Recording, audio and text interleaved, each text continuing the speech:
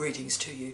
My name's Brabazon and I'm the Dean of Graduate Research at Flinders University, and welcome to vlog 260.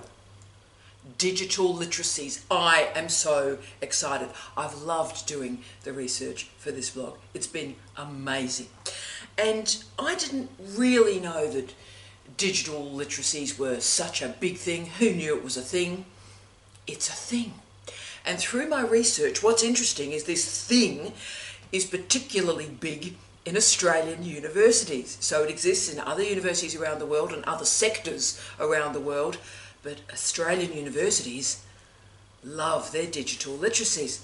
And it's in vision statements and mission statements and strategic plans. Now, what's all this about? Well, it's about you. It's about you, dear student. It's about you. Let me explain.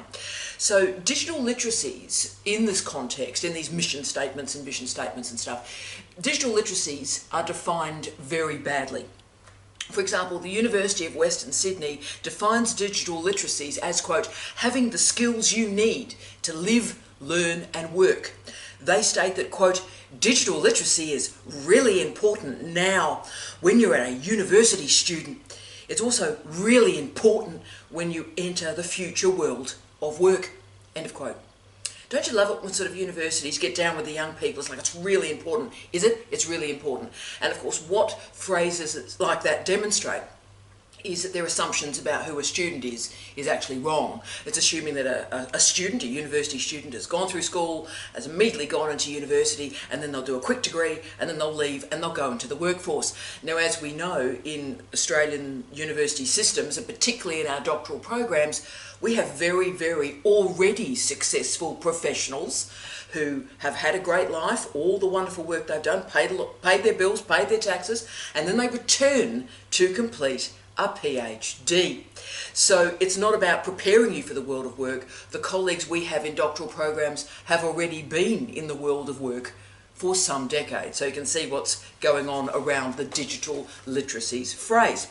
A better definition comes from Jo Caldwell-Nielsen, and she describes digital literacy as, quote, the ability to identify and use technology confidently and creatively to meet the demands of life, learning and work, end of quote.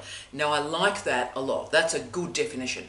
But you notice all the focus is on technology.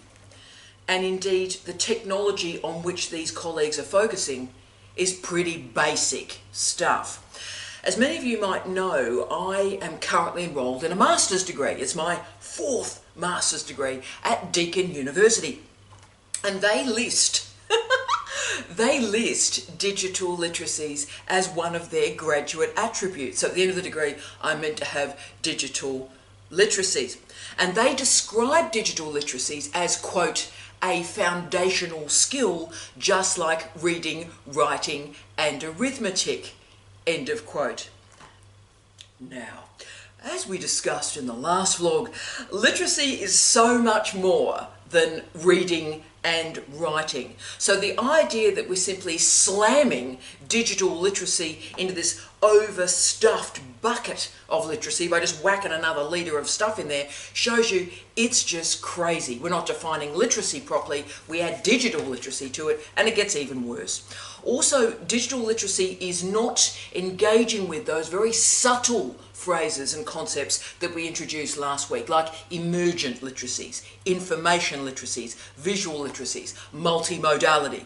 So basically what's occurring right now is everybody's adding digital to the front of words. It's like in the early 2000s, people were adding I in front of everything. iPod, iPhone, iPad. Basically now we have digital Tourettes. And here's a word, let's put digital in front of it, see what happens, hey. So we've got digital natives. What a dreadful phrase. Digital immigrants, the digital divide. So what's happening here is the word digital is actually obstructionary. How about, instead of talking about digital something, we talk about class, or age, or regionality, or injustice. So what's happening is digital literacy is being locked and loaded into skill development.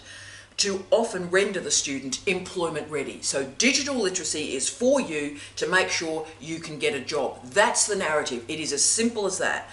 And it incorporates a suite of pretty basic skills that are supposedly necessary in the, I'm going to use the word, digital world man.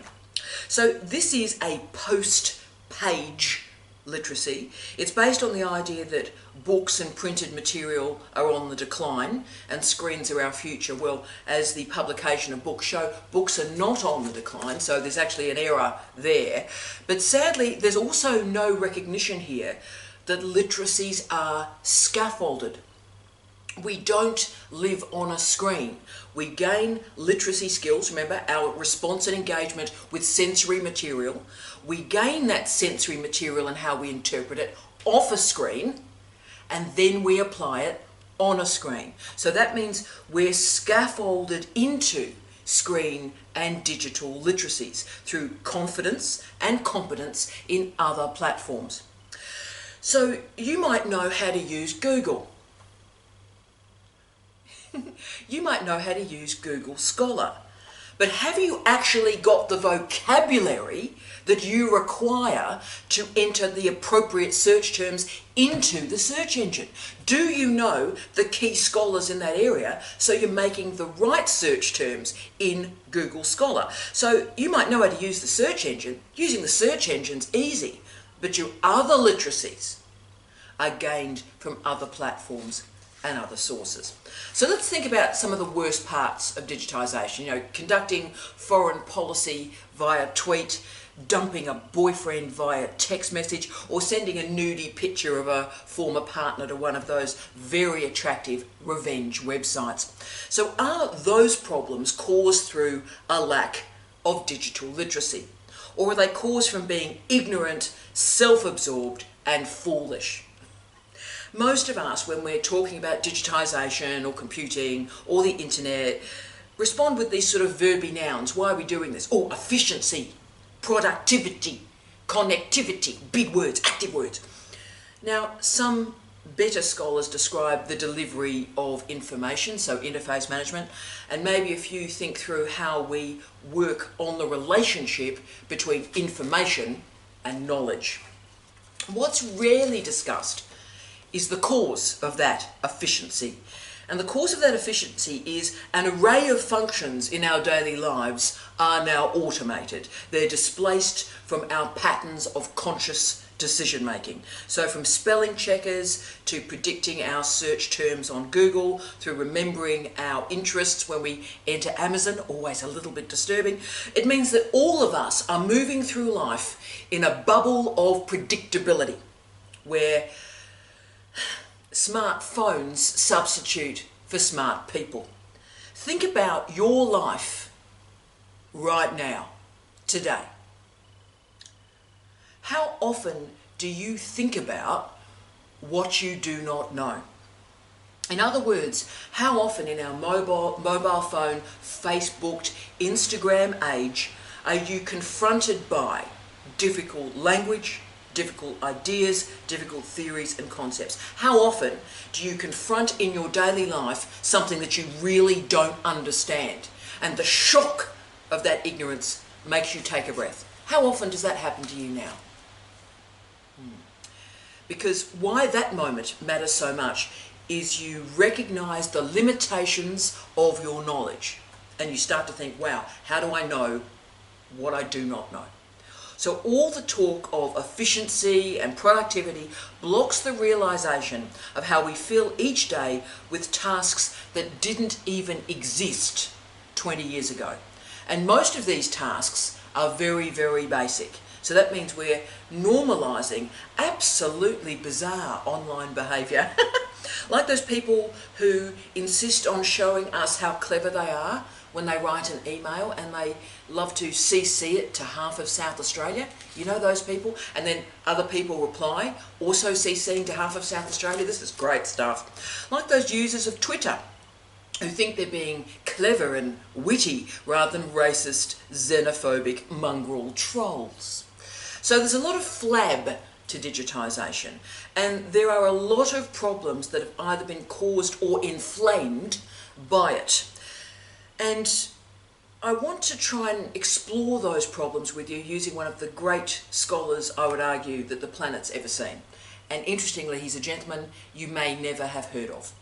There's a lot of remarkable Canadian scholars, researchers, theoreticians that have existed through intellectual history. None more so, probably more than Marshall McLuhan. The medium is the message became the cliche of our times. You might know the phrase, you might not know who said it now, which is interesting. But Marshall McLuhan had a really influential mentor and teacher, Harold Innis.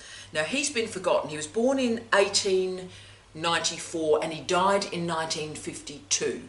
And 1952 was the year the first Sony transistor radio appeared. It was also, I think, the year that the videotape was invented. Wow, 1952. So his life saw the movement from newspaper cultures to television cultures and the development of a national communication system that could move to international communication systems. So think about it, in Canada, that matters a lot. So being Canadian and working in Canada mattered a lot to Innis. And I would argue Australia, Aotearoa, New Zealand, many nations around the world, Malaysia and Singapore, for example, have produced fantastic research and theorisations of formerly colonised spaces. These colonised spaces provide dense, difficult and productive environments to read, write and think. Canada had a greater level of complexity because it managed the colonisation of not only Britain but also the United States, and therefore has to this day manage a media and communication system where Canadian interests are always rendered secondary to the United States. So it means that Canadian scholars like McLuhan, like Innis, took on the big ideas: injustice, inequality, colonisation, media, communication, and explored how they were bent and twisted in local environments. Now, Harold Innis was a famous academic in his own lifetime. His PhD investigated the building of the Canadian railway system. Ooh, sexy! And he probed how space could be managed. His other major projects, he looked at the cod industry and the fur trade. It's all happening. He explored the economic success of Canada, and he argued it emerged, and this is an important moment here, the success of Canada emerged not by defeating or taming the landscape, you know, those colonising verbs, but by industries and workers gently negotiating with the landscape. So he showed the role of geography, of space, of landscape in the fur trade, in the fisheries, and he was interested in how space was managed. Not defeated, not beaten, not broken. But what's so remarkable is at a point of his career when most people would have just sort of stayed till retirement going, oh, this is interesting, I'm well known for this, I'm going to keep going, he made a decision to change disciplines. How risky, how courageous is this? Suddenly, he became incredibly interested in really big variables, like time and space. And he referred to, quote, a plea for time and, quote, the problem of space, end of quote. He became focused on the notion of bias. Now, he's using that differently from how we use it. You know, this is not a fake news conversation, right? When most of us think of bias these days, we think of a politician, we think of a bureaucrat, somebody who has a blinkered view of the world, a bias. Actually, Innis argued something very different. He argued that societies have been dominated by different media of communication: clay, papyrus, parchment, paper. And here's the important bit. Each mode of communication creates a monopoly of knowledge. Wow. So he started with these big concepts, right? Space, time, medium, bias. And he argued, oh, this is brilliant stuff, a society that balances space-oriented media and time-oriented media will be successful in both space and time. They'll have power and it will last. But if the bias is not recognised, then communication creates the limits of what is possible to experience. Wow. So as you can see, Innis, in his use of bias, really means emphasis. So Innis studied the Greek, the Roman empires. In the case of the Greek Empire, he showed what happened when an empire is based on oral communication systems. Obviously, the Roman Empire was based on written communication, which commanded respect and power over space. So oral communication maintains cultural practices, written communication maintains power. So in the Roman Empire, laws were written and sent around the empire. Oral society embeds knowledge into community, and the knowledge is preserved by members. So ancient Greeks, of course, had the epic poems, told the stories that were shared through the community and remembered through time. So as you can see, Innis was interested in the senses. It arches back to our literacy conversation last week. And he was interested in what happens to a society when it's organised for the ear rather than the eye. So Innis's bias of communication is not only a theory of culture, a theory of power, a theory of political organisation, it's a theory of technology. So space-biased media prioritises the eye, prioritises the individual, paper, books, digital communication systems, and these ideas expand to increase power, often military power. It increases the written tradition, imposes change, and particularly occupies and creates power from a centre to the periphery. Time-biased media is completely different. It prioritises the ear, it prioritises the group, community belonging, talking, papyrus, preservation of important, intimate ideas in a small space, but over a long period of time. Continuity, decentralisation. So for Innis, oral cultures really mattered because it blocked the monopolies of knowledge. Oral tradition emphasises memory and memory training. The importance of these skills right now, if you think about it, are underestimated and undermined because there's little written history of oral communication. So we don't know how important it is because obviously it's not written about.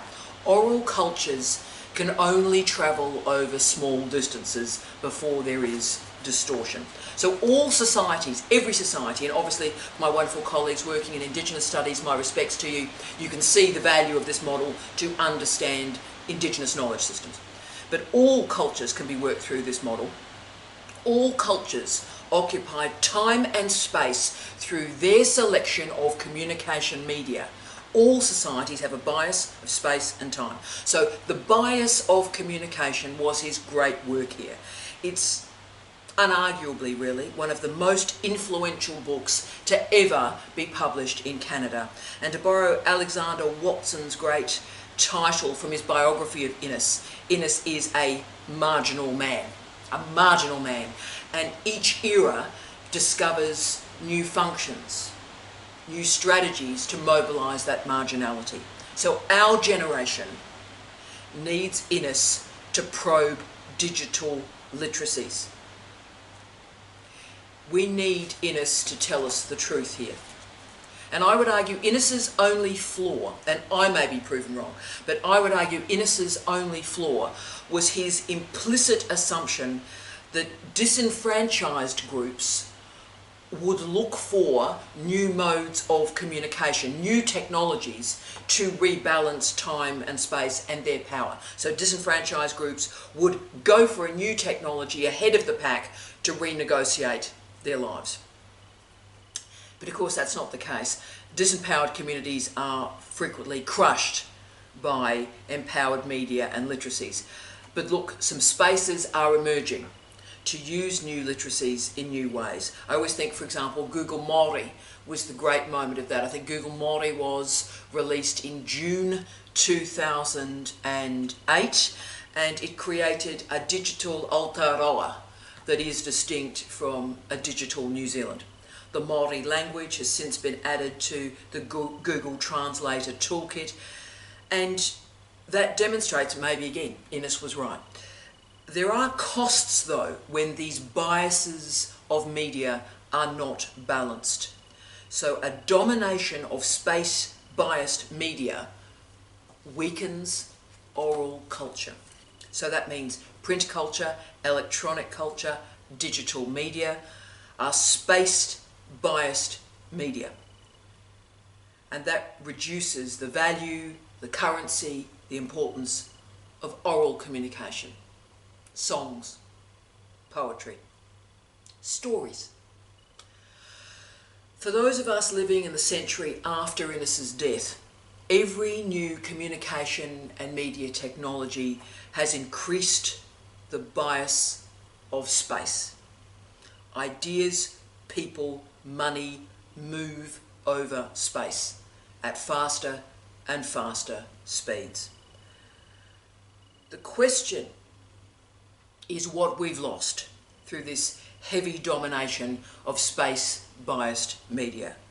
One cost may be that we've lost the literacy to manage and negotiate oral culture and face-to-face communication. We've lost the capacity to judge. To judge, when do we send that text message? When do we send an email? When do we simply close the lid of the laptop and have a conversation? It is important to remember that we have 5 senses, and space-biased communication cuts away 4 of them. So the domination of the eye and visuality has increased, and it's not balanced with other sensory experiences that are more complex, intricate, perhaps immediate, but also difficult. The question is what we lose when we lose the rest of that sensory environment. Remember, digital literacies, digitisation, is carried through screens. It's visual. It does have the potential, the great potential, to convey sonic, oral and oral cultures, something I've done a lot of work in, believe in very strongly. Therefore, that's one strategy, following on from Innis, that we start to correct the bias of visual and space-dominated media. Now, this complexity is the definition of digital literacy that we require, but we're not there yet. Our experience of the world is multi-sensory, but our experiences in the online world are dominated by the visual. So Innis raises powerful questions for us about, are we losing the capacity to listen, to learn, to listen, to remember, to listen, to think? The screen is not the world. It is a bias of communication that flattens and restricts not only our world, but also our worldview. I used to critique our current students. I've written whole books on it. I used to critique the current students that I used to teach because I used to argue they didn't read enough. They didn't read enough. But I was wrong. They do read, but they just read in a way that's based on their prior reading. And they do write, but they write in a way that's based on their prior writing. So we live in times that are focused on digital literacies rather than literacies. But that's the cost, you see, of displacing reading for writing and drafting for commenting. We live in a time where reading does not take place, but people still have an opinion, and instead of writing with care, they comment. Text message, comment, flippant, quick, visual. And in Rethinking University Teaching, a framework for the effective use of learning technologies, what a great book this was, Diana Laudriard asked, was it, quote, their stupidity or mine? Who has the greatest responsibility for this situation? So we can focus about what's happening in our schools, what's happening in our universities. We can focus all the blame, all the shame, all the responsibility on parents, on teachers, on librarians. We can blame schools, we can blame universities. But you know what? It's more productive to diagnose exactly what is being configured as valuable in our learning environment. How to change our learning environment, to allow new literacy models to emerge, to scaffold new media to reach those old standards. At its most basic, the blinking cursor in the Google search box captures this problem at its best. It's really easy to type a few words into that search engine, but it's incredibly difficult to possess the vocabulary and the information literacy to know which are the most effective words to deploy to extract the best results. It's a great search engine to shop. It's a very basic search engine to do any type of research. Digital literacies have allowed us to celebrate the simple as being significant.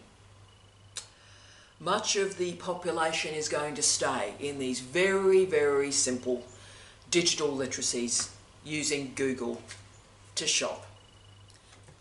Not even aware that refereeing exists, that there is a difference between a blog and an academic article. And without interventions through literacy development, we're going to have generation upon generation of university students who have digital literacies. It's in the mission statement. They have digital literacies and they have skill development. And they're not even aware of the higher orders of thinking that they don't even know exist. So our goal is to create strategies through curriculum, to create first a consciousness of the diversity of literacy models that are available to us. And secondly, to render our students light. So with ease, they have the consciousness and ability to move between those literacy modes. So I basically have two hopes for us as researchers moving into the world. The first is that we as researchers continue to understand and demonstrate the difference between refereed and unrefereed material, and we commit to peer review, whether it is online or offline. That doesn't matter, refereeing does. And secondly, right now, we all need to spend focused attention on platform selection. We need to consider the relationship between form and content, platform and information, with a greater consciousness than we've ever needed at any point in human history. We have more interfaces, platforms and media to choose from now than at any point in history. So therefore, we must choose well. We need a series of mitigating questions or steps. Who is the audience we want to reach? What is the context for information, and what are we trying to achieve here? The legendary Neil Postman, the man I respect probably more than any other academic, I think, in my life. Neil Postman changed my life. And he stated a long time ago, quote, "What we need to consider about the computer has nothing to do with its efficiency as a teaching tool. We need to know the ways in which the computer is altering our understandings of learning." End of quote. What we need to remember is that education is not efficient. Learning is not efficient. Doing PhD research is not efficient. That's not the point. Learning is not downloading. Teaching is not saving to a hard drive. How do we decide today which platforms we're going to use to convey different types of information to different audiences? So what I'm arguing for today, a plea for time, What I'm arguing for today is subtlety, care, and compassion. Digital literacies are not a goal, a cause, or a panacea. Digital literacies are an excuse, a blockage to stop us asking the important questions about injustice, how we develop research to explore the key injustices in our culture. What we can do, if we choose to, is we can start a quiet revolution today. We can start to ask and question and critique whenever digital literacies is used in a flippant mode. And we can ask that we bring back considered, slower information into our public debates and indeed into our private lives. And you see, that quiet commitment to high quality information, that's a matter of literacies, not digital literacies. I wish you love, light and peace. Tia.